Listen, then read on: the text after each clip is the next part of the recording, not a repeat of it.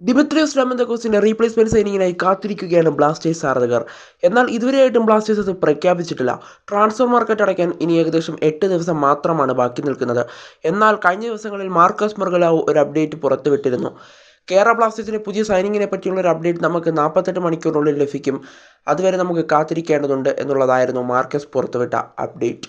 ഇന്നലെ രാത്രിയായിരുന്നു അദ്ദേഹം അപ്ഡേറ്റ് പുറത്തുവിടും എന്ന സമയം പറഞ്ഞിരുന്നത്. എന്നാൽ ഇന്നലെ രാത്രിയായിട്ടും മാർക്കസ് മൊർഗലാവോ അത് പുറത്തേക്ക് വിട്ടിരുന്നില്ല. പിന്നീട് ഒരു ആരാധകൻ ചോദിച്ചു, എന്താണ് കേരള ബ്ലാസ്റ്റേഴ്സിൻ്റെ പുതിയ സ്ട്രൈക്കറെ സംബന്ധിച്ചൊരു അപ്ഡേറ്റ് എന്ന് ചോദിച്ചിരുന്നു.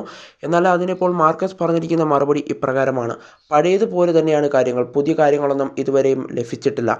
പഴയതുപോലെയാണ് കാര്യങ്ങൾ ഇപ്പോൾ മുന്നോട്ട് പോകുന്നത്. ബ്ലാസ്റ്റേഴ്സിൻ്റെ പുതിയ സ്ട്രൈക്കറിൻ്റെ ഒരു അപ്ഡേറ്റും ഇപ്പോൾ ലഭിച്ചിട്ടില്ല. പഴയതുപോലെ തന്നെയാണ് കാര്യങ്ങൾ മുന്നോട്ട് പോകുന്നതെന്നാണ് ഇപ്പോൾ മാർക്കസ് മൊർഗലാവോ റിപ്പോർട്ട് ചെയ്യുന്നത്.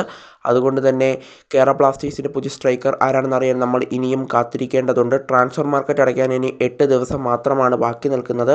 അതിനു മുമ്പേ തന്നെ ബ്ലാസ്റ്റേഴ്സ് ഒരു സൈനിങ് പ്രഖ്യാപിക്കുമെന്നുള്ള കാര്യം ഉറപ്പാണ്.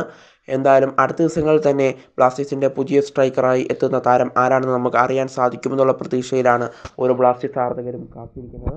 എന്തായാലും മികച്ചൊരു താരത്തെ തന്നെയാണ് ബ്ലാസ്റ്റേഴ്സ് നോട്ടമിടുന്നതെന്ന് ഇന്നലെയും മാർക്കസ് മൊർഗലാവോ വ്യക്തമാക്കിയിരുന്നു.